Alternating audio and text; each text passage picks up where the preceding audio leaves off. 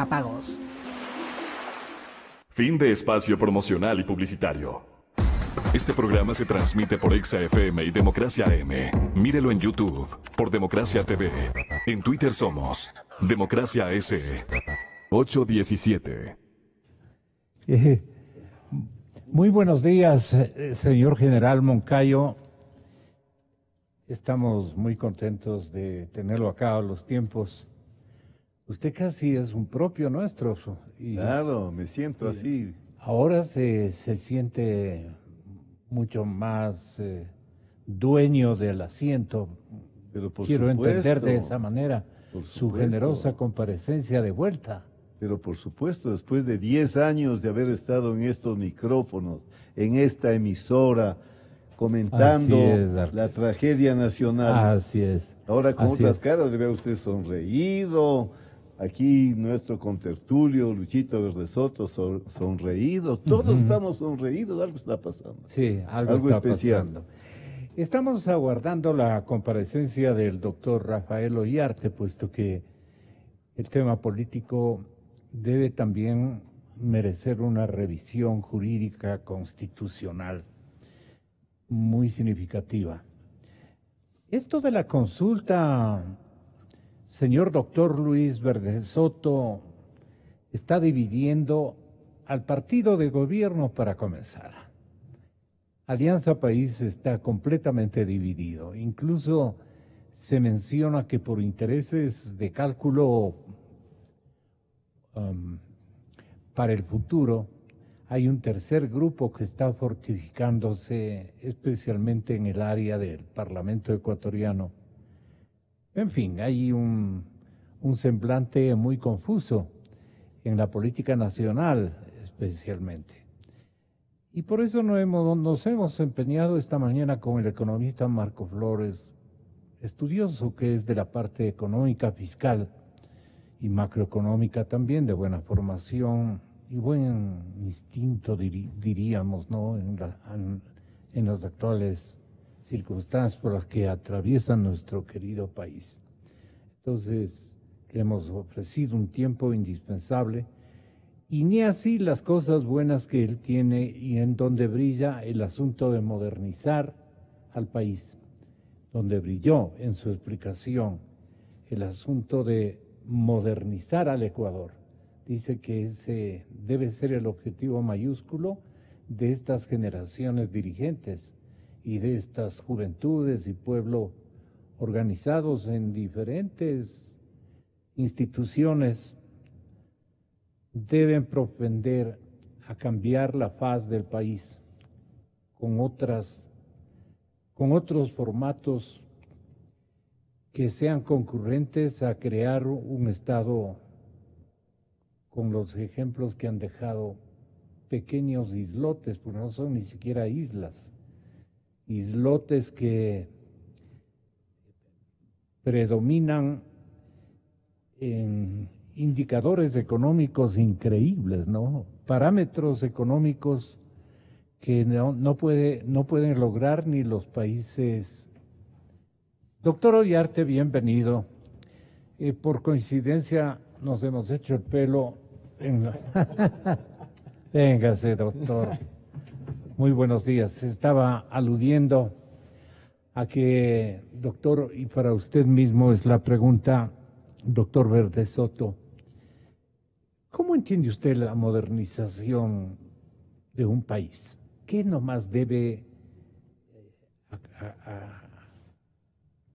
acoplar, digamos, concentrar en una sola voluntad, en un solo destino, en un solo rumbo, en una nueva actitud de una sociedad y con un mandante que ejercite liderazgo visible, un buen liderazgo? Necesitamos un buen líder, dice el plan económico de restauración que propone Marco Flores. Yo le pregunto en cambio al académico, al estudioso y luego al jurista y luego será al general Moncayo, para que tengan la bondad entre todos de aconsejar, si cabe el término, al actual mandatario.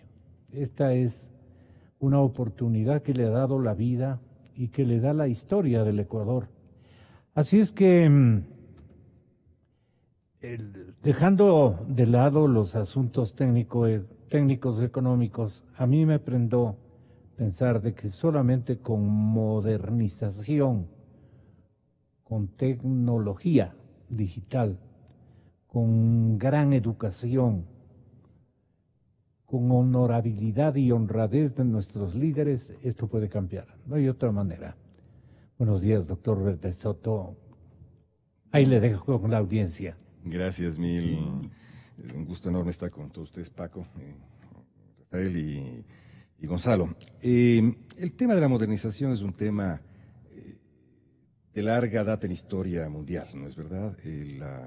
Los empujes modernizadores de las diversas etapas de la historia han estado ligados a una gran tensión de si lo hace un líder autoritario o si se lo puede hacer en democracia. De hecho, los grandes temas del actual desarrollo de la democracia en el mundo es saber hasta dónde tú puedes asociar grandes impulsos del desarrollo con estados democráticos, o si más bien siempre se tiene que buscar este bypass de la democracia a través de grandes líderes autoritarios. Esa ha sido un poco la historia, ¿no es verdad? Ahora mismo vivimos procesos similares así en Turquía, que se vivió antes también, vivimos procesos similares en varias partes del mundo, ¿no es cierto?, de búsqueda de estos procesos modernizadores que tienen siempre a liderazgos autoritarios como la vía más expedita, es decir, pasas por sobre la demanda, pasas por sobre la voluntad de los sujetos e impones cánones de modernización, cánones tecnológicos, reordenas y impones disciplina. De hecho, por ejemplo, el ejemplo más reciente que tenemos para el caso ecuatoriano ha sido Corea. Corea ha sido el país que inspiró de algún modo a Correa, ¿no es cierto?, en sus varias vertientes. El presidente Correa seguía pensando de que podía ejercer un disciplinamiento social profundo, un disciplinamiento de los actores económicos, un encauzamiento de todos los factores de la producción para lograr un tipo de inserción internacional como él había. Claro, llegó a ser solamente unas cuantas carreteritas de bajo uso, llegó a contarnos que íbamos a hacer barcos, íbamos a hacer nanotecnología y terminamos haciendo villas y frutilla. Nos ofreció una articulación enorme con el mercado mundial que ha terminado este rato reduciéndose al turismo, etcétera. Es decir, yo creo que el Ecuador, para llegar al caso ecuatoriano, hemos llegado a una suerte de modernización fallida, si cabe. Ecuador siempre tuvo este impulso a los momentos modernizadores, revolucionarios de unos casos, como el de Eloy Alfaro, ¿no es verdad? Terminó siempre en formas conservadoras de modernización. Modernización conservadora, poco el panorama siempre permanente, es decir, que no llegaban sino a tener determinados ribetes de cambio tecnológico, ribetes de cambio económico, pero que no terminaban haciendo un horizonte de construcción nacional justa. Ese fue el dilema de Ecuador. Y el trato del Ecuador es exactamente eso. Hemos desperdiciado este momento tan importante de 50 años que se produce cada 50 años. Historia del mundo, de estos ciclos modernizadores, de estos ciclos de auge tan grandes como los que ha vivido el mundo ahora y sobre todo América Latina, se producen cada 40 o 50 años. Lo que acabamos de pasar en este rato el régimen anterior fue el protagonista del desperdicio de este momento de auge.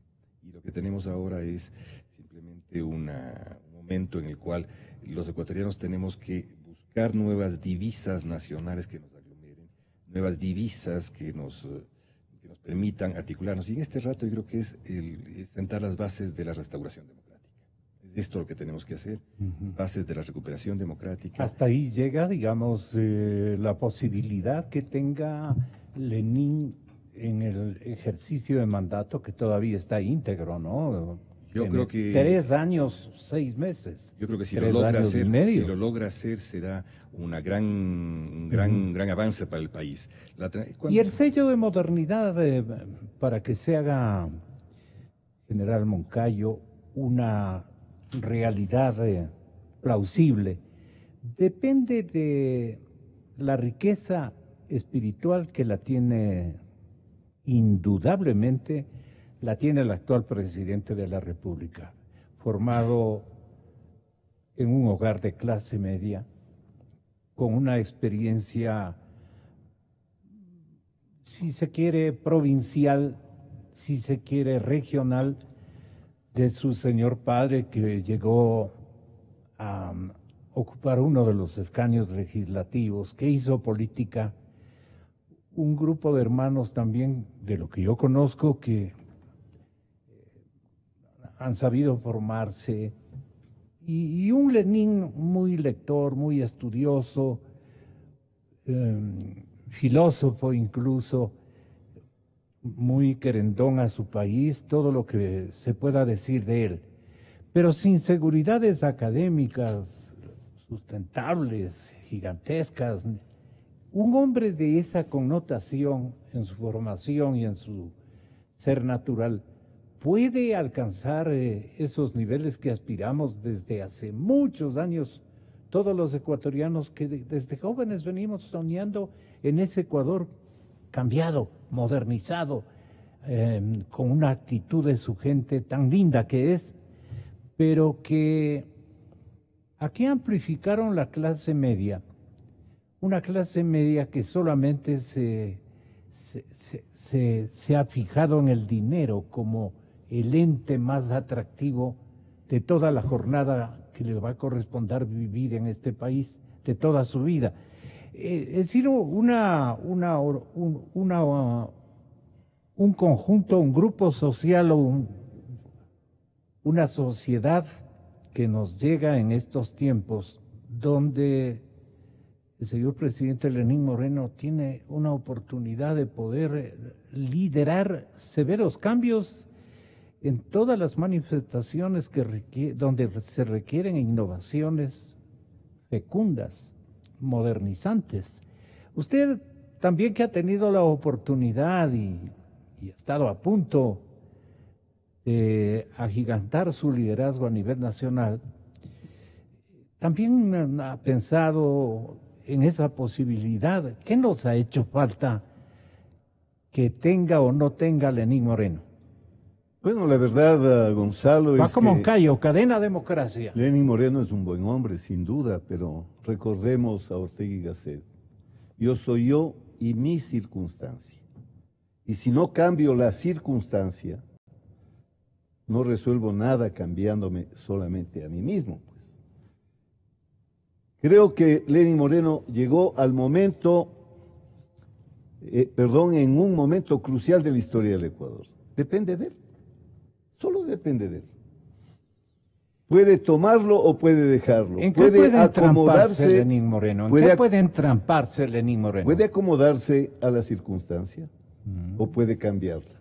Puede caer subyugado por el peso de los conservadores neomarxistas que están encima de él presionándole, o puede entender el momento histórico y él ser el protagonista de una transformación que le pondrá en la historia en primer sitio.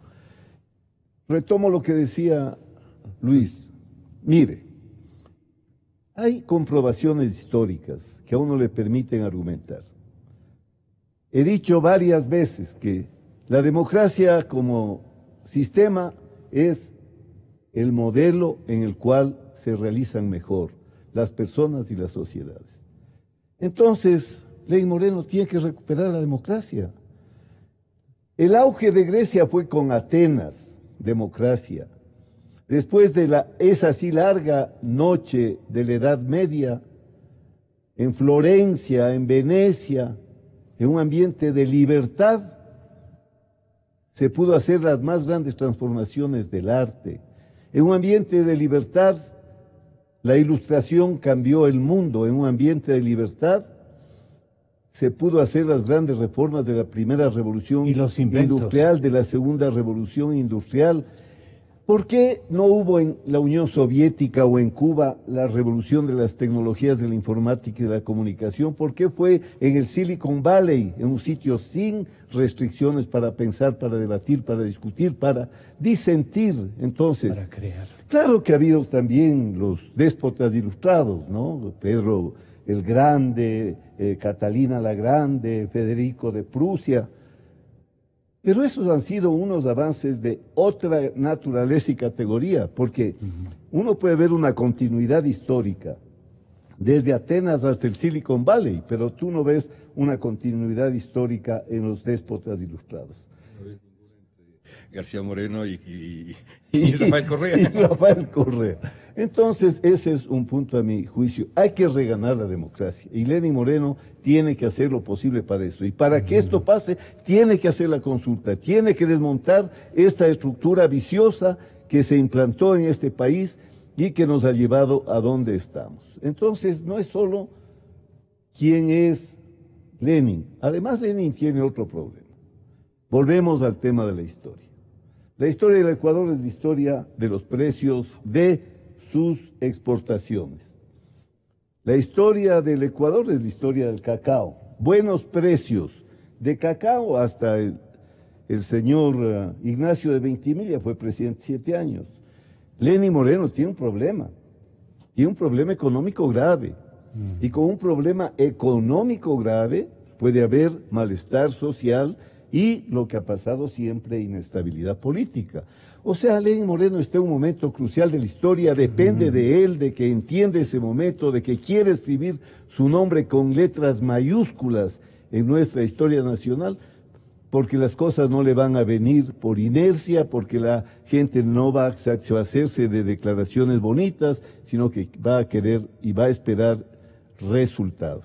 Y la consulta puede sepultar a parte del pasado, entre ellos, por ejemplo, a la administración correísta, que tanto daño le ha irrogado a la República del Ecuador, según la mayor parte de quienes analizamos la verdadera historia que él forjó y que ha sido calamitosa para la economía, para las acciones creativas. No ha habido ninguna garantía para el emprendimiento, la seguridad y también por su forma de ser, ¿no? Un mandatario bastante confuso, él mismo, con complejos de superioridad inexistentes en la realidad, etcétera, etcétera, pero ese inmediato pasado se puede sepultar a través de la consulta. Le pregunto a Rafael Ollarte, distinguido jurista que nos acompaña. Buenos días, qué placer estar con usted, con don Paco Moncayo, con don Luis Verde Soto, con la audiencia. Bueno, lo que pasa es que en el Ecuador nosotros nos fijamos mucho en lo que la gente dice y nos fijamos en eso mucho más que en lo que la gente hace. Y festejamos y aplaudimos lo que se dice y los dimes y diretes.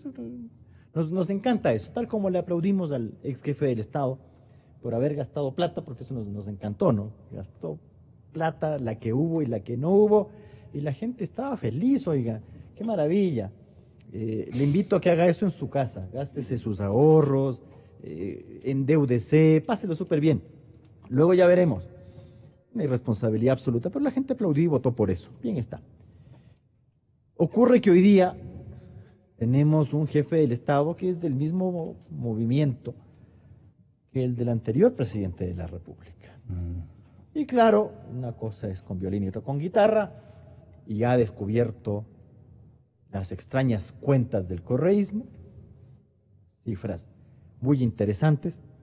No era la deuda que le habían dicho, esta cuestión que les encanta a los economistas, que dicen que son más complicados que los abogados, y eso ya es difícil. Por ahí van. Sí, yo creo que más. Y claro que la deuda consolidada, que esto, que el otro, para cualquier mortal, deuda es deuda. Claro. Si usted pide un adelanto en su trabajo, eso es una deuda. ¿Por qué? Porque si tú ganas una luca y le pides a tu empleador que te preste 2 a un año, bueno, eso es plata que tienes que ir pagando. ¿Cómo? Con tu trabajo. Y si el día de mañana te botan, el rato de tu liquidación, te van a descontar eso. Eso es deuda. Cuando uno se va al Monte de Piedad, eso sigue siendo una deuda. No es que porque yo te entregué las joyas y tú me diste un dinero, yo no te debo porque ahí están las joyas. Bueno, eso solo lo puede pensar, no sé qué economista, pero el anterior ya nos sacó esta clase de cosas. Que si yo le pido plata prestada a mi hermana, pues eso no es deuda, lo cual además refleja la calidad moral de quien está diciendo las cosas, ¿no? Porque si usted le pide plata a cualquiera, por más de que sea de tu familia, tienes que pagarle, ¿no? Tienes que pagarle. Así es. Pero bueno, parece que por casa la cosa no funcionaba así. Pero entonces supongo que los hijos no le prestarán plata al señor, porque decir que no le deben. Pero son estas cosas interesantes. Entonces el señor encuentra ahí con una maravilla, se encuentra con otras. Se encuentra con todo un funcionariado que veremos cuál es el grado. Porque aquí nuestros funcionarios, lamentablemente, eso es lo que habla mal de nuestro Estado de Derecho. Los funcionarios no son leales a la ley. Los funcionarios no son leales a la Constitución, no son siquiera leales a la sociedad, son leales a quien les ha nombrado. Increíble. Y nos parece normal esto, nos parece supremamente normal que el funcionario tiene que ser grato con quien le ha dado poniendo en el cargo. Es decir, en el Ecuador no se ha descubierto aún un deber tan antiguo al funcionario que es el deber de ingratitud. Este deber es: usted me ha nombrado, por ejemplo, los jueces de la Suprema Corte de los Estados Unidos, que son nombrados directamente por el presidente de los Estados Unidos y son ratificados por el Senado, ¿a quién deben su cargo? A la Constitución, pues. Claro, por supuesto. No al que le lanzó el dedazo, pues. Entonces tú el día de mañana no le puedes llamar al juez no sé cuántos comitos de la Corte Suprema, no se te ocurriría tampoco, o sea, ni a Donald Trump se le ocurriría hacer una cosa de ese calibre, que es nombrar un juez y llamarlo, porque si lo hace, lo más probable es que el que termina fuera del cargo no es el juez, como ocurre en un país sino que yo conozco, presidente. sino el presidente de los Estados Unidos. ¿Ya? Entonces, esto habla muy mal. Y claro, como a nosotros nos encanta fijarnos en lo que la gente dice y no en lo que la gente hace, estamos comentando algo que primero es eventual y segundo no tenemos idea de qué va a hacer. El presidente Moreno ha dicho que si él tiene que consultarle a la ciudadanía, lo hará. Mire, gran novedad, pues. Sí puede hacerlo, pues. Pero ¿no le parece a usted que le mandó una indirecta al doctor Schall diciéndole diciéndole al presidente Moreno: yo no me atrevería a llamarte a ti para palanquear una sentencia? Yo pongo las palabras más o menos cuyo significado no creo estar tan equivocado que digamos. Yo no te llamaría porque conozco de tu integridad. Entonces sí le manda y una indirecta le dice: yo conozco de tu integridad. Así somos los ecuatorianos. lo ve por Ese ese lado, es el ¿no? lenguaje, claro, un lenguaje más graficado, En dos ¿no? sentidos. En dos sentidos. Bueno, lo Así que es. pasa es que sí, nuestros políticos son ambivalentes, pues entonces también, o sea, entenderle al Puede presidente ser que Moreno, sea. que también es, El yo también presidente- leí, cuando le decía el presidente Moreno, el electo, al saliente presidente Correa, te vamos a extrañar, yo lo veía más como un, ya pues no, o sea, ¿a qué horas como que te vas, no? Otra gente decía, pero ve lo que le dice, va a seguir igual. Yo decía, yo lo veo por el otro lado. Pero bueno, esto de que, pero eso sucede porque nosotros nos fijamos mucho en lo que la gente dice. O sea, lo que el señor diga o deje de decir me da igual, o sea, Ya, que si lo le que dice a hace. Yalc, eres un brillante como eres un tal por cual, a mí me da exactamente igual, porque eso no significa actuar. Actuar es hacer las cosas, pues a ver, vamos a hacer las cosas, no las vamos a hacer, porque además el presidente Moreno, supongo que habrá tomado en cuenta, es un hombre inteligente, habrá tomado en cuenta de que el tiempo juega en contra de él, pues no a su favor. ¿Ya? Aquí no es del equipo que está ganando y está aguantando el resultado, el tiempo juega en su contra. ¿Está? Lamentablemente Claro, es así. Entonces, ¿de qué nos va a consultar? Porque aquí la gente anda adivinando y la oposición se emociona. A mí me encanta la oposición porque se emociona pensando en que otro va a hacer lo que ellos no pueden, porque no tienen los votos. ¿Qué le vamos a hacer? Entonces, claro, la oposición tiene los votos para iniciar una enmienda constitucional o una reforma parcial. Tiene la cuarta parte, tiene el 1/3, pero no tiene para aprobar eso. Porque si lo tuviera, lo hubiesen hecho ellos mismos. Si se tratara de que en el Ecuador hay un Estado de Derecho donde usted puede juntar firmas y va a llegar a la Corte Constitucional con las firmas y no le van a decir que no sirve o lo que sea, pues no, sería por ese lado. Entonces, claro, lo más sencillo es que el presidente de la República, porque él tiene ese poder, él puede convocar una consulta popular. No hay esta cuestión farragosa de la Corte Constitucional de que si es que se trata de una consulta popular en general, primero las firmas y luego el dictamen, y si se trata de una reforma a la Constitución, primero el dictamen y luego las firmas. Y si son las dos cosas, Bueno, porque usted puede mezclar a una consulta. Vaya a preguntarles, pues, cómo mismo será. La mitad por aquí, la mitad por allá. ¿Qué ¿Ya? preguntamos y para qué preguntamos? Este me parece lo segundo, que es lo más fundamental. ¿Para qué preguntamos? ¿Para qué preguntaría Lenín Moreno al pueblo ecuatoriano qué? Déjame responderte Luis Verde Soto. En dos niveles, ¿no es cierto? Uno, el contexto del qué preguntamos, y el otro, el qué preguntar en contexto. El contexto yo creo que es bastante necesario que el presidente y el sistema político lea lo que pasó, ¿no es cierto? Este rato asistimos a una construcción de una nueva legitimidad. La legitimidad que dio lugar a la legitimidad entendida como aceptación política, ¿no es verdad? Que dio lugar a la determinación de quién es el presidente de la República ya cesó, esa ya se terminó. Ahora hay que construir una nueva legitimidad. Esta nueva legitimidad es una nueva aceptación a partir de la gestión, a partir de lo que se hace, y evidentemente hay esta diferencia entre lo que se hace y lo que se dice. Y en el medio está lo que es el lenguaje andino, los gestos. Y este es un lenguaje de gestos. Lo que ocurre en el país es un lenguaje de gestos, ¿no es verdad? De gestos de lado y lado. Entonces tenemos que ubicarnos en esta construcción de esta nueva legitimidad que tiene que ver, si nos ponemos un poquito de números rápidamente, si es verdad que la aceptación del presidente de la República supere el 80%, y él partió hace 100 días con el 50%, no hay otra forma de entender que si el presidente Correa, que tiene un voto duro y está en oposición, él este rato cuenta con sus votos más los votos de todo aquel que no votó por él. Claro. Es evidente que a través de eso hay una acumulación de todo lo que no votó por él y que sin embargo este rato le está prestando su capacidad de crear un nuevo contexto de legitimidad. Desde ahí tenemos que ver qué se debe votar. ¿Qué se debe votar?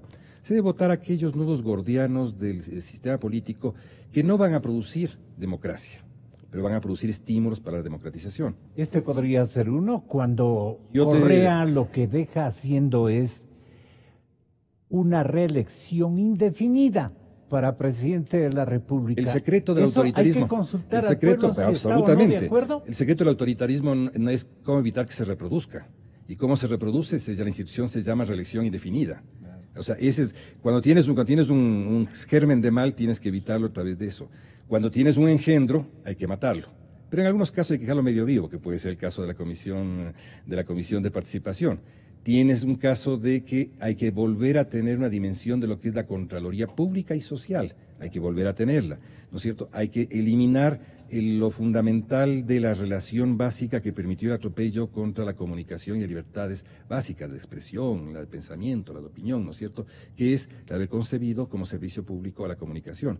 Y hay que matar la parte central de la reproducción de todo esto, que es un sistema político basado en partido hegemónico. Y eso ocurre solamente a partir de tener un sistema electoral transparente. En este país lo que tenemos es un sistema electoral que distorsiona lo que sacas tú con aquello que se pone en la representación en el Congreso. Hay que volver a una fuerte transparencia y eso es facilísimo hacerlo, pero hay que hacerlo. Esto fue dañado ¿no es cierto?, hace el año 97 y hay que rehacer cosas que están desde hace mucho tiempo y que fueron aprovechadas por este régimen. Y evidentemente hay que volver a la cosa más elemental de la relación de la democracia, que es concebir a la justicia como parte de la democracia. La justicia no es un servicio como el agua potable.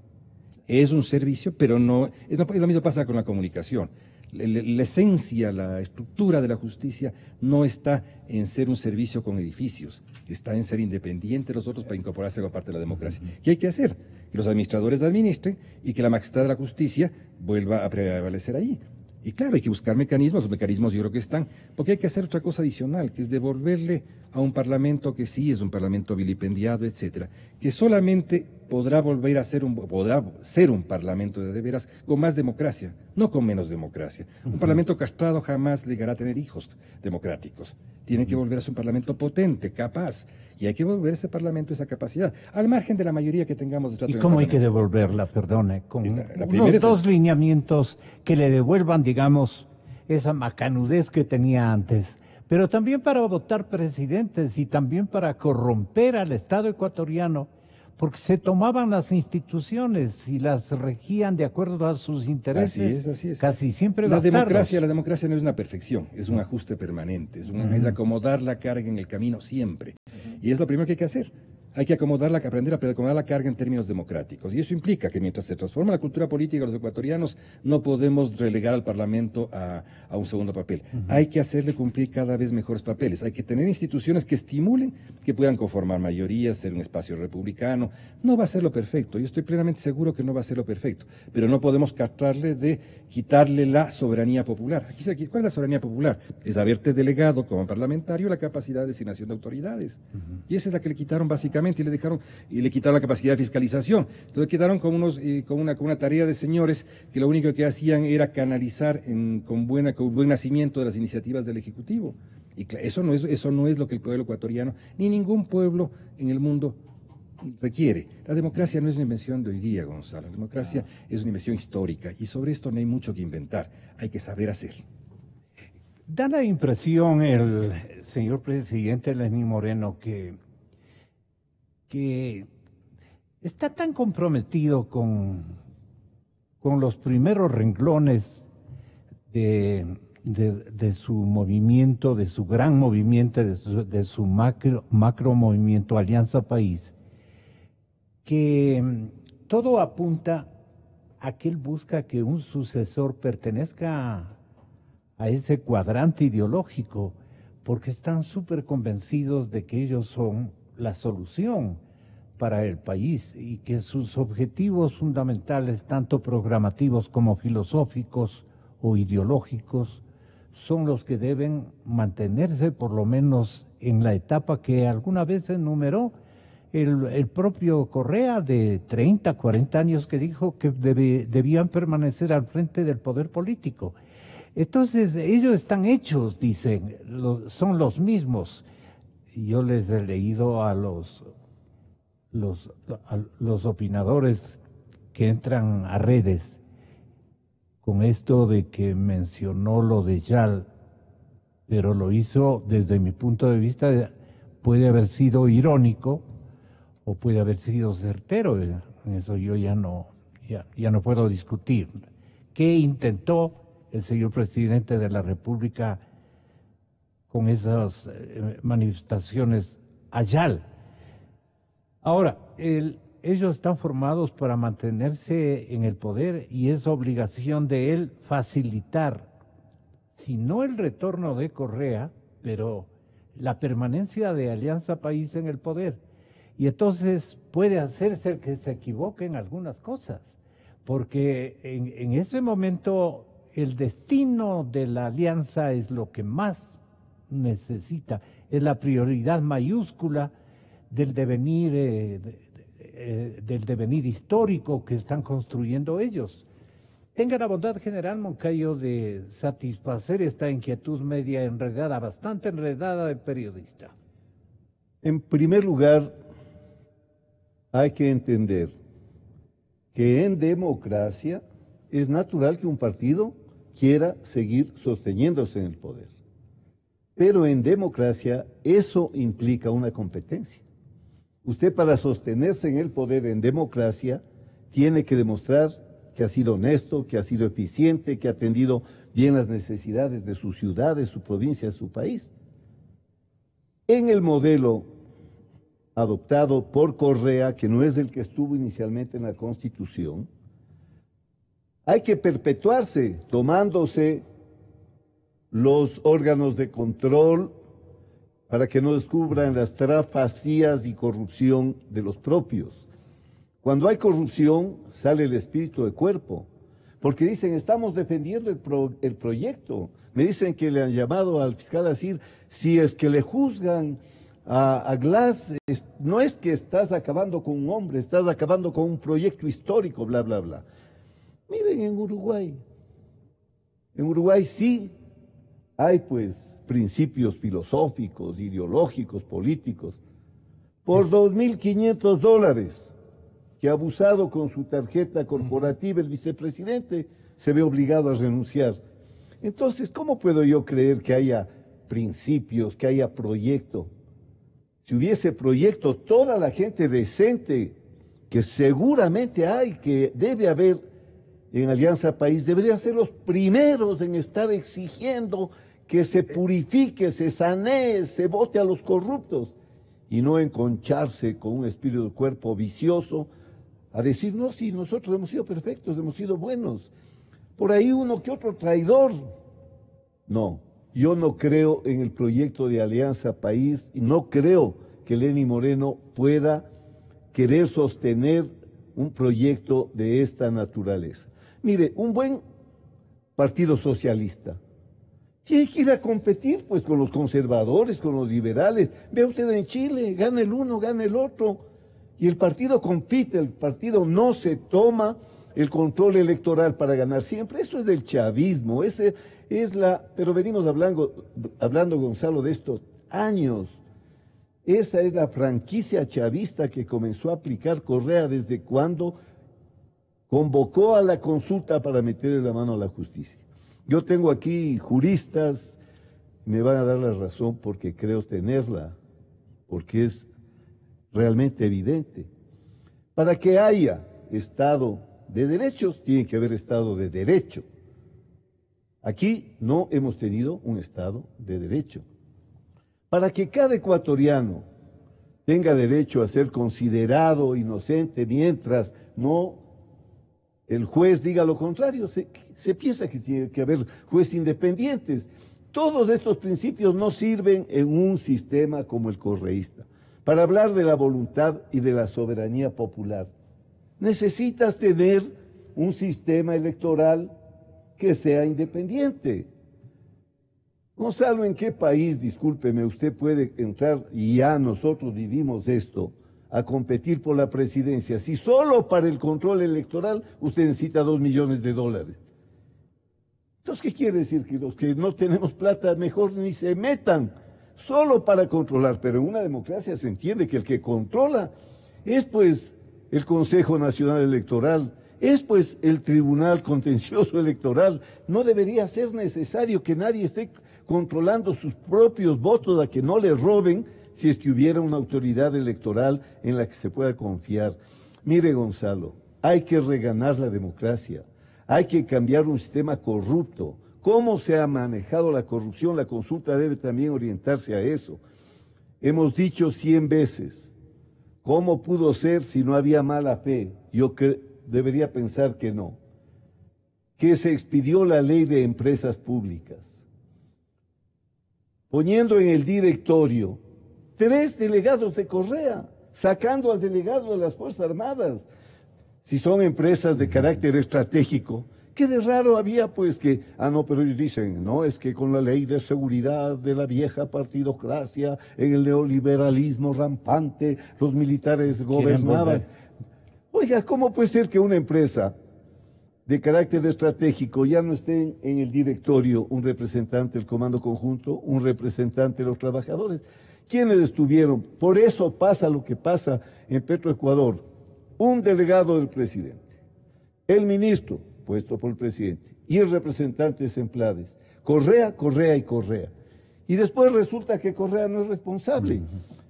Mire, Gonzalo, le voy a hablar como militar.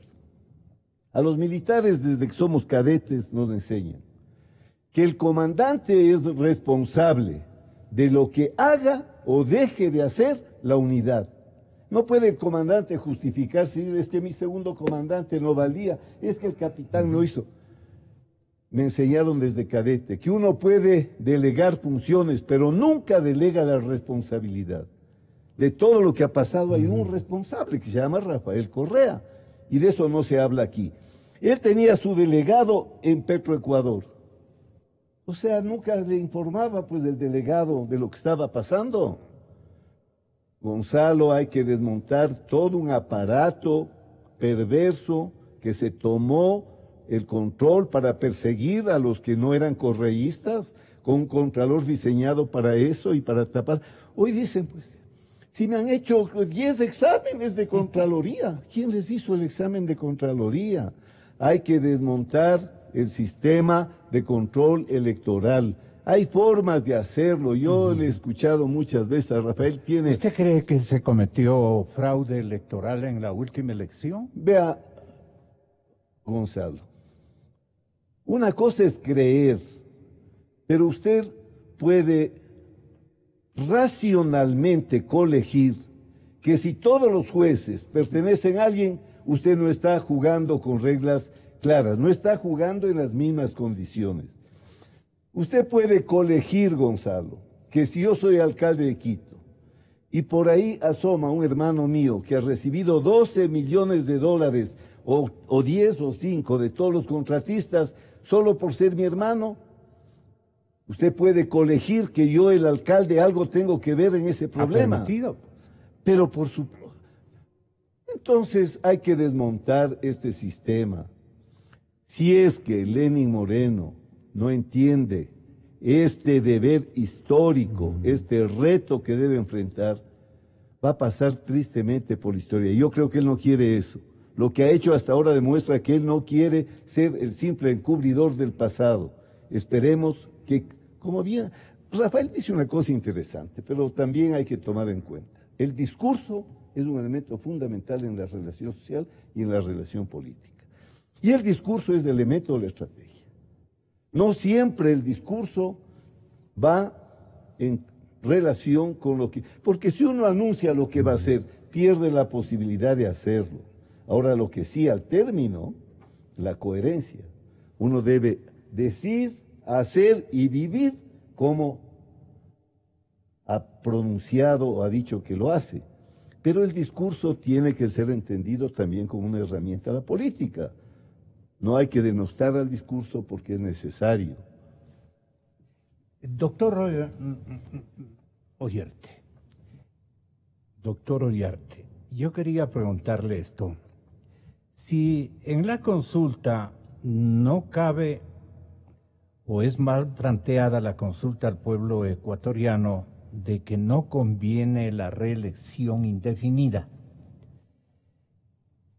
la respuesta de apoyo puede ser la misma que le favoreció al actual presidente, entre otros, de la nación colombiana, por ejemplo. Cuando el presidente Uribe, usted recuerda, quiso hacerse el vivo e introdujo en esa famosa reforma, o quiso consultarle al pueblo colombiano si él podía, a través de una decisión de una Corte Constitucional, perseverar en la búsqueda de una reelección adicional a las dos que tuvo la oportunidad de ejercitar en la nación colombiana. El pueblo colombiano le dijo no. En estas actuales circunstancias del Ecuador, ¿usted cree que más bien no sería una gran ayuda para Correa que le pongan como de cuco, como de diablo de la jornada histórica al presidente al expresidente de la República, perjudicándole la posibilidad de optar por una reelección enseguidilla o indefinida al tenor de su primer formato de constitución que alude eso y que está vigente? A ver, hoy día comenzó preguntándole a don Luis Verde Soto el tema de la modernización. Usted nunca logrará, por más recursos que tenga, modernizar una nación y respetando la ley. Así de sencillo. No conozco ninguna nación desarrollada que lo sea pasándose la Constitución, cambiando las reglas, torciendo el sentido de la ley.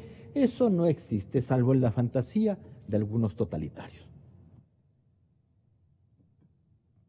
En el tema de reelección, nuestra Corte Constitucional, yo creo que el tema de reelección se podía hacer por la vía de la enmienda. Aquí la oposición hizo todo un desparramo diciendo que no, que esa cuestión anulaba la República o cosas por el estilo.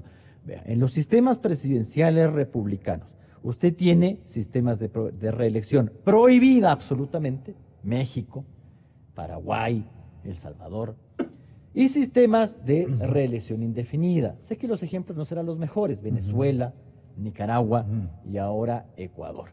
Sistemas en los cuales la reelección está limitada. Estados Unidos, ¿ya? Desde el año 54, una sola reelección e inmediata. En otros países, condicionada, dejar pasar periodos, como en Chile. Usted puede ser 10.000 veces, pero deje pasar periodos. Lo mismo que ocurrió en el Perú con la reforma del 2001, luego del fujimorismo. O sistemas de los cuales usted tiene una seguida, Brasil, Argentina. ¿Qué tiene que ver eso con los derechos fundamentales?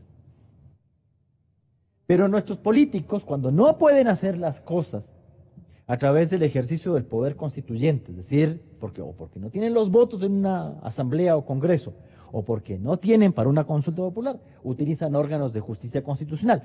Y como en Iberoamérica hay de todo, hay sistemas de justicia constitucional que no lo son, solo en el nombre, que se dejan usar y se han dejado usar.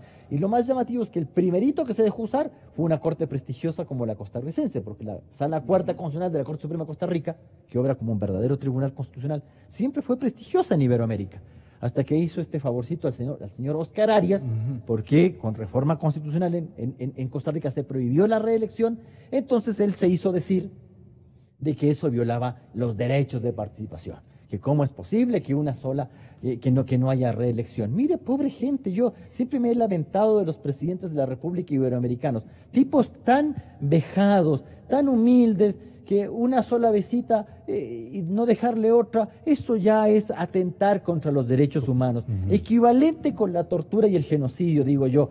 Entonces hay tribunales ahí que se ponen a escribir sentencias estúpidas diciendo que eso viola los derechos fundamentales. Y tal como Costa Rica hizo eso, luego le copió, claro, con fallos, con menor suerte, en Nicaragua, para hacerle el favorcito al señor Ortega, jueces sometidos al poder, ¿no? Porque en el Tercer Reich no era que Hitler le tenía que alzar el teléfono y llamarle a un juez, los jueces ya hacían nomás, ya, mejor hago, la voluntad del Führer es la voluntad del pueblo, yo hago nomás, no me tienen que decir las cosas. En Honduras se hizo otro tanto. Y en Colombia, lo que usted ha dicho es lo contrario, la misma imbecilidad, pero al contrario. Los resultados. Claro, decir que la reelección viola derechos. No, si la reelección no viola derechos ni deja de violarlos. Son sistemas, son solo sistemas. ¿Ya? Ahora, ¿el sistema nuestro no nos conviene? Espérense, es que eso hay que ver, no es una cuestión de aquí de los derechos fundamentales o no, sino Unos ¿le 10 sirve años o más no para el correr? sistema? Pero un ratito. Hay países en los cuales las reglas se respetan y esos son estados de derecho. Te guste y no te desagrade, te parezca mal, te parezcan imperios, te parezca lo que sea. Hay gente que le encanta cortarse las venas viendo al ajeno y no se ve a sí mismo. En los Estados Unidos hace años se hablaba de una posible enmienda constitucional para que Schwarzenegger, el Terminator, ¿no?, pudiera ser candidato a la presidencia de los Estados Unidos, porque el señor nació en Austria, ¿ya? Y en los Estados Unidos el único cargo para el cual usted necesita ser nacional de origen es la presidencia de los Estados Unidos y la vicepresidencia, naturalmente. En los demás cargos usted puede ser un naturalizado. Pero un Schwarzenegger tan popular, muy popular. Muy popular. Claro, en pero ese claro, tiempo. austríaco, pues el señor, ¿ya?, de origen estadounidense por El adopción. chusita en las películas, no. Entonces se decía esto de que podía haber una enmienda constitucional de Estados Unidos para eliminar el tema de que solo los nacionales de origen podían ser candidatos presidenciales. Y yo recuerdo que en aquellos años vino un juez de un circuito, o sea, tampoco no era un juez supremo, no, un circuito de Estados Unidos, y nos comentaba, mire, en los Estados Unidos nadie va a hacer una enmienda constitucional para beneficiarle o no beneficiarle al señor Schwarzenegger. Porque en el ideario estadounidense no está esto de que uno tenga que cambiar las reglas porque le conviene a uno o no le conviene al otro. Acá en el Ecuador nosotros no discutimos si la reelección presidencial es o no inconveniente. Si en realidad usted puede tener un sistema de reelección presidencial con cancha inclinada, Trazada, en que el Consejo Electoral responde al señor, en que el Tribunal Electoral responde al señor, en que la Fiscalía responde al señor, en que la Contraloría responde al señor, y que por lo tanto se puede hacer lo que se le da la gana en una elección presidencial, y donde la voluntad del pueblo queda absolutamente coartada, porque si yo solo puedo votar por el señor, porque los demás no les conozco, porque usted los puede decir lo que sea a través de cadenas nacionales, que usted puede plegar su propaganda cuando se le da la gana, pero si el contrario hace lo otro, o si a algún medio se le ocurre hacer un comentario, no, esto es propaganda indirecta, multas, sanciones, con un superintendente de comunicación como lo que tenemos, que anda desaparecido el señor. Entonces, con eso yo le digo, reelección, ni siquiera la inmediata se la permito. O sea, a mi juicio en el Ecuador debería haber un sistema de reelección condicionada a dejar pasar un periodo. Este es el punto principal pero claro, de la consulta. pero ojo. ¿Acaso acá en el Ecuador discutimos así las cosas? No, señor, aquí nosotros estamos discutiendo la reelección del señor Correa. Eso estamos discutiendo. Desde la oposición pero y desde sí el va a oficialismo entender buena discutimos parte de la eso. población. Tenemos que eliminar la Es reelección un acto indefinida. persecutorio a los derechos del presidente, del expresidente Correa, va a decir la Mire, gente y nuestra que le corte mantiene se lanzó como- una de ese color, poco y menos que diciendo que la restricción de la reelección era inconstitucional. Lea ese dictamen, da pena. Por ahí salió el exministro de Educación, ahora asambleísta, a decir que la Corte, no se le puede pedir a la Corte que se contradiga. ¿Cómo le vamos a pedir a la Corte que no haga lo que ha hecho todos los días? Pues, permanentemente, si contradecirse es el pan del día ahí.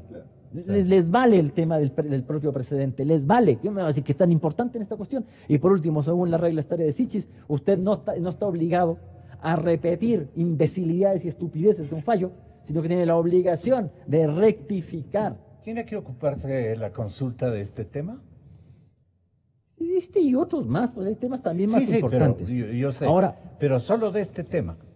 sí, yo creo, yo creo, ojo, y yo siempre sostuve, yo no me desdigo, no hago esta cuestión de a conveniencia o a gusto del marchante, porque yo no omito opinión a la carta ni nada de esta cuestión. Yo sí dije que en general, salvo una que otra, las enmiendas que se aprobaron en diciembre se podían hacer por la vía de la enmienda parlamentaria. Si usted lo ha hecho por la vía de la enmienda parlamentaria, también lo puedes hacer pues por la vía de la enmienda, en este caso a través de una consulta popular, si no tienen diferencia de calidad. Entonces, tal como yo hice esto, de este modo, lo puedo hacer del mismo modo. Entonces, una pregunta interesante sería esto de si la ciudadanía se pronuncia por dejar sin efecto estas enmiendas aprobadas en diciembre de 2015, en los cuales está una fantasiosa, pretendida y nunca lograda limitación a las facultades de Contraloría. Porque esta gente además se corta las venas diciendo que el control de gestión se eliminó con la enmienda de diciembre de 2015 y nunca se eliminó si la Constitución no es la Constitución del año 2008 la que estableció el control de gestión de la Contraloría. Estaba en la ley anterior incluso. Pero bueno, el tema de las Fuerzas Armadas, que tampoco es que ha hecho gran cosa porque hizo la enmienda y nunca ha aprobado en la ley que señale las funciones complementarias, que solamente pueden estar establecidas en la ley y no en decretos, porque eso es lo que dice la Constitución hoy día. Pero bueno, entonces deje que la ciudadanía se pronuncie si deja o no sin efecto esas enmiendas. Creo que sería muy... Pero claro, esto decirlo es muy fácil, porque tome en cuenta que en todos los casos tendrá usted que pasar ¿por dónde? Por la Corte Constitucional. Y la Corte, claro, esa es la pieza y mire que estratégica, ¿no? Que creada. uno vea eso con preocupación. Más que la mismísima reelección indefinida es la Corte Constitucional, en definitiva, que cumple con todos los sacramentos de la religión democrática ecuatoriana. Sin eso, sin esa bendición, no hay nada que pase a regir con solvencia que le otorgue la Carta Política del Estado. Necesita una licencia, una certificación, una garantía de aprobación de parte de esta entidad. ¿Cómo así ese invento de esa franquicia del señor Chávez? Bueno, esa fue una mezcla de la franquicia Chávez que a su vez tuvo una lectura del neoinstitucionalismo. Luis Verde Soto. Que básicamente lo que querían hacer es una red de nudos de jerarquía distinta, ¿no es cierto? El sistema político ecuatoriano se estructuró por una red de nudos que trababan la expresión popular y trababan la correlación de fuerzas. Ellos creían que una vez que habían ganado las elecciones había que perpetuarse en el poder, para lo cual tenías que tener instituciones que trabaran el que éste se deshaga o se registre nuevamente esta correlación de fuerzas en términos institucionales. Entonces armaron un sistema político en base a una red de nudos, que tiene un nudo gordiano central que es la Corte Constitucional, ¿no es cierto?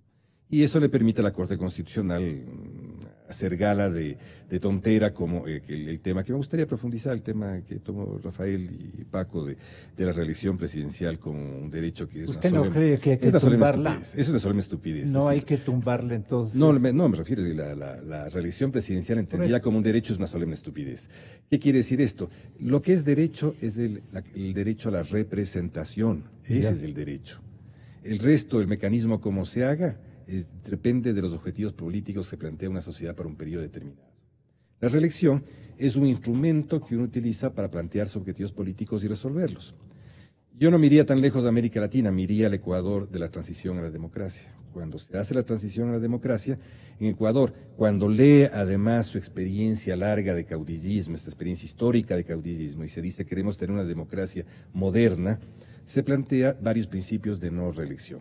Voy a poner un caso, el caso de la no reelección de autoridades en el Parlamento, la no reelección de parlamentarios. ¿Qué tuvimos como problema? Recuerdo esto en los debates de los primeros años de la democracia, casa adentro y casa afuera, que no había capacidad de tener nuevos cuadros políticos para que haya una renovación tan constante. Entonces hubo que flexibilizar esa institución. Recuerda tú que había una elección de Mitaca para poder favorecer que había un estímulo para que haya nuevos cuadros políticos que emerjan y todo. Eso no se pudo hacer porque el sistema, la sociedad no tuvo capacidad de generar nuevos cuadros. Tuvo que modificar todos los temas de la reelección, entre ellos la reelección parlamentaria, y se autorizó la reelección parlamentaria y siguió abriéndose una pequeña brecha a la reelección. En este caso, en el Ecuador, lo que tenemos que hacer es detectar el problema político que tenemos que resolver. Y el problema político que tenemos que resolver es de cómo una concentración de funciones que genera un hiperpresidencialismo, de cómo una concentración de funciones que está aupada en la reelección presidencial que genera autoritarismo, de cómo suspendemos la reproducción de este mal, si cabe llamarlo de algún modo, este mal político que vive el Ecuador. La forma de evitar ese mal político es diseñar bajo qué forma producimos o estimulamos la alternabilidad en el país. Entonces, el gran tema, la gran divisa es qué forma de alternabilidad tiene Ecuador, o de pronto de suspender.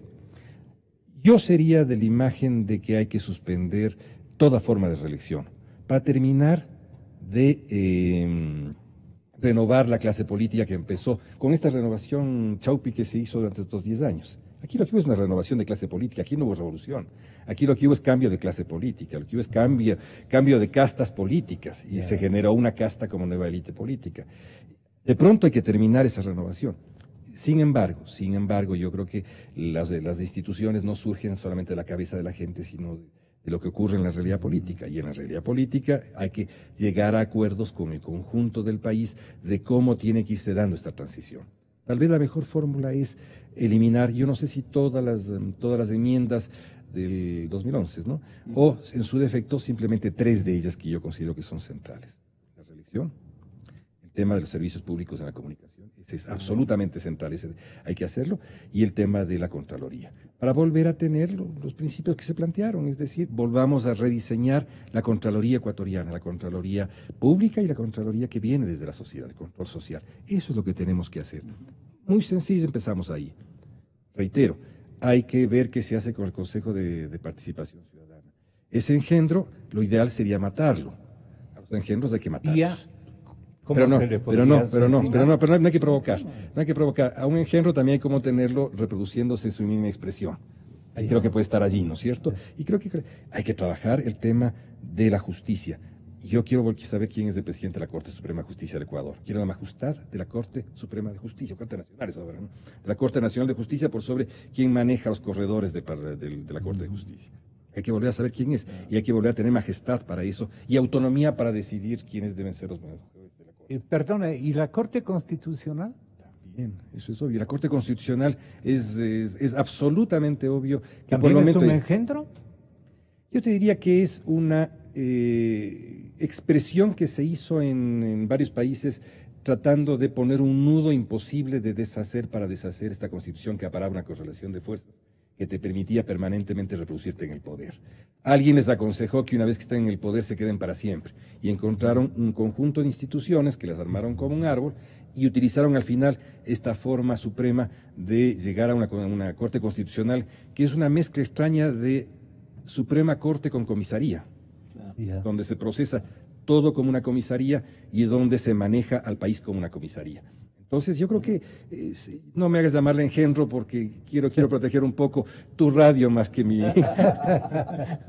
¿Qué plazo? Hablemos del tiempo que le queda a Moreno para que pueda convocar a esta consulta popular ya sin una incomodidad que le llevaría más bien a una cosecha de votos negativos a lo que él proponga por tardarse mucho. A la gente no le gusta, quiere nuevas expectativas más reconfirmadas por una nuevas reglas de juego que le permitan hacer lo que hay que hacer, cambiar esto que está mal, cambiar esto que se nos adueñó del país prácticamente. En un hogar puede estar funcionando todo muy bien. Se aman, marido y mujer, cuidan bien de sus hijos, los hijos están bien educaditos. Va como un callo. Pero se acabó la plata para pagar la pensión de los guaguas. Ya no tenemos para la gasolina. Yo creo que este momento, como espada de Damocles sobre este gobierno, está girando, pendiendo el tema económico. De manera que todo lo demás va a terminar en algún momento llevando la atención del país a este asunto. No veo que sea facilísimo desmontar algo que se ha montado en 10 años y que además tiene una lógica. Porque inclusive cuando estamos conversando, hay distintos sentidos en las palabras, hay distintas gramáticas en la comunicación. Si, por ejemplo, estamos conversando Lucho y yo, y para Lucho el Estado es la dictadura de una clase para oprimir y explotar a las clases subordinadas. Y la democracia no es sino una dictadura disfrazada mediante la cual la burguesía explota a todo el mundo. Yo estoy hablando como socialista democrático de Estado como un espacio de conflictos, de acuerdos, de desacuerdos, en el que se pueden alcanzar soluciones, en que hay que, como lógica fundamental, evitar que los conflictos se resuelvan violentamente. Entonces estamos hablando de dos cosas distintas. A mi juicio, aquí hay dos gramáticas, y ellos han usado nuestra gramática de los demócratas para adecuarla a sus intereses, que no son nada democráticos. Entonces han seguido un proceso. Primero, vuelvo a decir, porque no era para eso que se creó la cuarta función, se tomaron la cuarta función para colocar a la gente de control que les permita vivir en impunidad. Esto se puede deshacer si ustedes ven las funciones del Consejo de Participación Ciudadana, solo suprimiendo 3 artículos, no necesitan cambiar. Los 3 artículos que dicen cómo se designa al procurador, cómo se designa al fiscal, cómo se designa. Esos 3 artículos se pueden modificar para que no digan que estamos en contra, alterando la estructura del Estado, en fin. El otro tema fundamental... Perdón, la modalidad de cambio entonces solamente sería... cambiando 3 artículos. Usted ¿A través de la consulta? Le desarma, claro, le desarma a esa función que hoy es perversa, no por naturaleza intrínseca, sino por cómo se la ha utilizado. Después, ¿cómo fue que se tomaron la justicia? Mediante una consulta.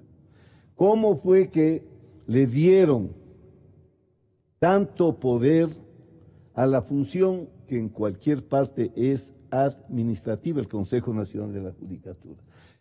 Estos consejos, entiendo, sirven para los aspectos disciplinarios y administrativos, para que la Corte no esté pensando en cosas de esta naturaleza, estén dedicados a la razón fundamental de esa función.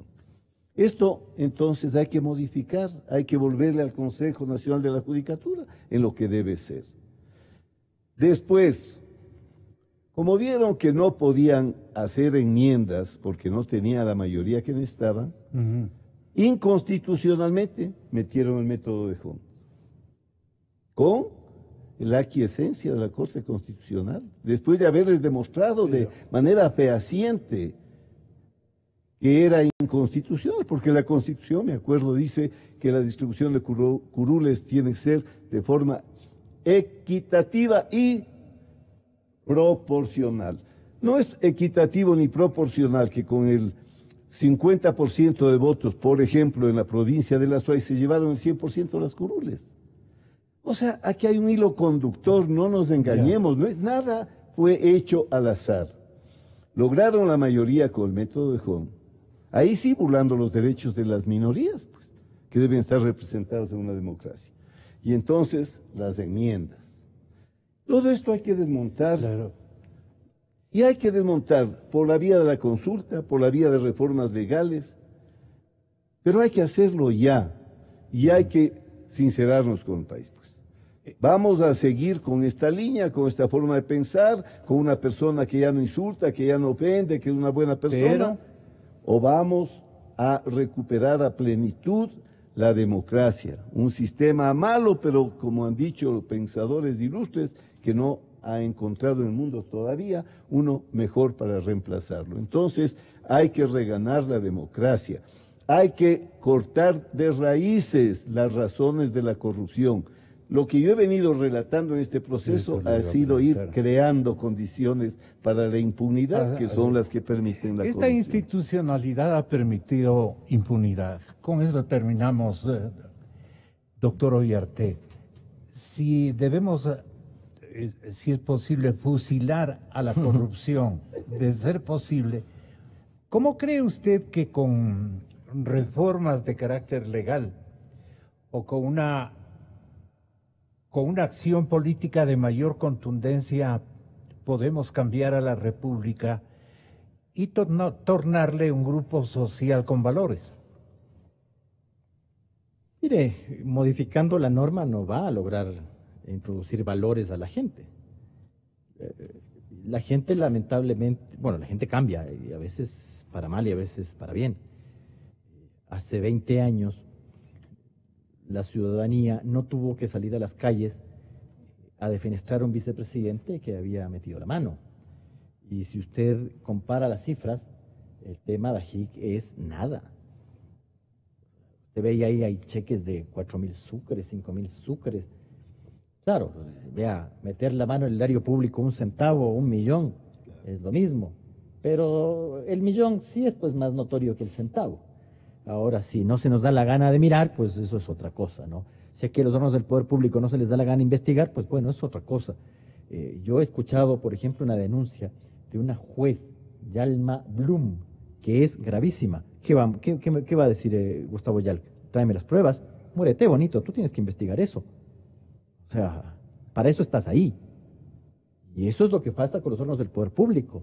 En el tema Glass, esta gente le pide a la ciudadanía que la ciudadanía lleve las pruebas. Sí, pero está la fiscalía, pues 195 de la Constitución. Si usted no lleva las pruebas, estamos fregados, pues. ¿Quién tiene que actuarlas ahí? Entonces, yo escuchar el tema de la señora Blum, decir de que en el caso de esto contra el señor Monge de Creo, la acusación particular que le había puesto Jimmy Jairala, que habían llegado los abogados con el texto de la sentencia y que la señora se la rompió en la cara y que le tocaba conocer un segundo caso porque ya había negado el primero y antes de conocer el segundo la destituyen. Hijito, es como para ponerte ahí sin el paredón, ¿no? Sin lugar a dudas. Cortar por lo sano a veces parece esta cuestión. Y otras maravillas. La idea del general Moncayo, el tema del Consejo de Participación Ciudadana, este órgano impresentable desde el nombre, Consejo de Participación Ciudadana y Control Social, consejo en el cual la ciudadanía en nada participa, porque usted no designa el órgano, usted no tiene nada que ver con eso. Es que hay veeduría y impugnación. Impugna para ver cómo te va, que tal vez te va como Chambers, pues bonito. Claro, pues, es decir, aquí hay veeduría para que termines mal parado, no, o sea, tampoco le pide a la gente que sea torpe, ¿no? Y de control social, ¿qué ha controlado? Se le pasa todo por las narices. Además, para eso tiene otros órganos persecutores de la corrupción, Contraloría y Fiscalía. Es decir, incluso la desaparición del Consejo de Participación Ciudadana no afecta a la institucionalidad porque no elimina la función de transparencia, pues está integrado por las 6 superintendencias, por la Contraloría y por la Defensoría del Pueblo. Desaparecer el Consejo de Participación Ciudadana no elimina la función de transparencia. Pero como el general Moncayo es estratégico, y las estrategias militares son muy buenas en la política, por eso es que los políticos que, bueno, que se precian de serlo, no estos otros que viven de la política, sino los políticos verdaderos.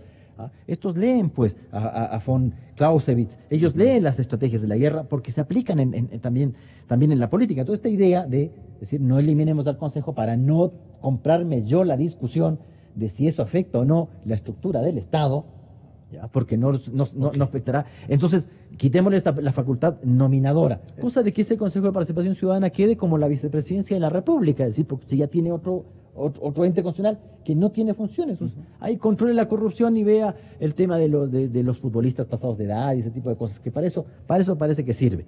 El tema de los jueces no lo va a mejorar cambiando el sistema de designación. Si aquí no importa a quién cómo se designa, sino que importa a quién se designa. Y si los políticos no quieren dejar las manos de la función judicial, no lo van a hacer con cualquier sistema. Concursos, designaciones directas, propuestas, elección parlamentaria, elección popular como pasa en Bolivia. Si es que no quiere sacar las manos, no lo va a hacer. Y en el tema de la adjudicación de escaños, en eso la oposición también tuvo mucha culpa, porque con cualquier sistema de adjudicación de escaños, cocientes y residuos, de Jare, Webster, el que sea, si usted divide las listas de la oposición, el otro que tiene la lista unificada le va a ganar. Por eso es que ahora el señor Glass está hablando de una constituyente. Él está hablando de una constituyente. ¿Por qué? Porque sabe que su grupo todavía tiene posibilidades de ir unificado, más o menos, ¿ya? Y que la oposición otra vez hará el mismo chiste, la misma broma de desarmarse, de ir desgranados. Que creo por acá, que suma por allá, que Podemos vive, participa, todos por su lado. Con cualquier método de adjudicación de escaños, fracasa, señor. Y por eso es que ahora ya desde el oficialismo quieren constituyente. No para hacer constituciones, sino para hacer lo que ya se hizo acá, pero que lo hicieron con el aplauso de la ciudadanía. También hay que hacerse responsable alguna vez de las cosas que uno hace, ¿ya? Y como pasa en Venezuela, en que se lo hace sin el aplauso de la ciudadanía. La misma cosa, hecha de dos modos. Para eso quiere constituyente. Por eso yo creo en la radio. Yo creo en la radio. Creo en la verdad. Creo en Exa FM. Inicio de espacio promocional.